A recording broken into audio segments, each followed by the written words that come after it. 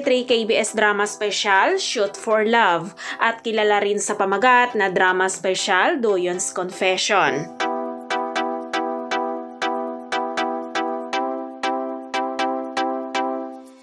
Ang Shoot for Love ay isang sports drama na isang nakakabagbag damdaming kwento ni Doyon na isang dating pambansang manlalaro ng soccer na nagretiro dahil sa kanyang pinsala.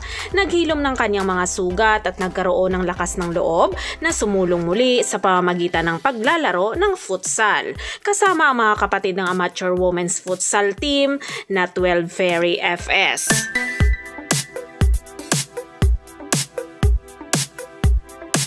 Para sa taunang drama special nito, ang KBS ay nagbo-broadcast ng isang koleksyon ng mga maiikling drama na tig-iisang episode at mga pelikula sa TV.